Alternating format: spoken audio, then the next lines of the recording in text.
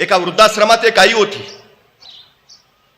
कळून चुकलं तिला, आता फार काळ आपण जगत नाही, आपला अंतकाळ जवळ आलाय. त्या दिवशी तिनं आपल्या मुलाला बोलावणं धाडलं, एकदा येऊन जा, तुला शेवटचं बघावंसं वाटतंय, आता जगेन असं वाटत नाही. मुलगा आईला भेटायला गेला. आईला विचारला, आई असं का ग बोलतेस? नाही रे बाळा, आता जायची वेळ झाली. मुलानं विचारलं, आई एखादी शेवटची इच्छा असेल तर सांग.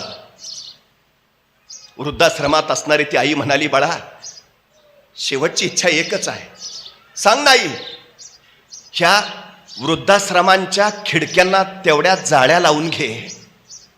त्या मुलाला काय कळेन, अगं आई अंतकाळाला म्हणते, जायची वेळाला म्हणते, आता सांगते खिडक्यांना जाळ्या लावू का? मच्छर खूप चावतात रे, रात्रभर झोप लागत नाही, डोळ्याला डोळा लागत नाही म्हणून सांगितलं. अगं मग आधी नाही का सांगायचं? आता जायची वेळ आल्यावर सांगते जाळ्या लावून घे, आधी का नाही सांगितलं? आई म्हटली, बाळा माझ्यासाठी नाही रे सांगत, तुझा पोरगा ज्यावेळी तुला इथं पाठवेल त्यावेळी हे चावलेले मच्छर तुला सहन होणार नाहीत म्हणून म्हटलं जाळ्या लावून घे. आई स्वतःची काळजी करतच नाही, माझ्या पोराला त्रास होणार नाही याची काळजी तिच्या डोक्यात पहिल्यांदा असते.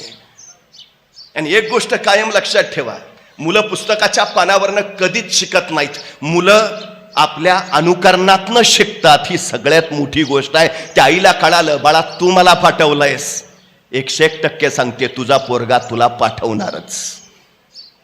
काय पेरतो आम्ही तेच उगवतं, दुसरं उगवतच नाही. तुम्ही पेरूचं बी पेरलंय ना, पेरूच उगेल. पेरूचं बी पेरल्यावर चिंच लागणार नाही, हे पहिलं लक्षात ठेवायला हवं. नैसर्गिक सूत्र त्या आई ते सांगते त्याला.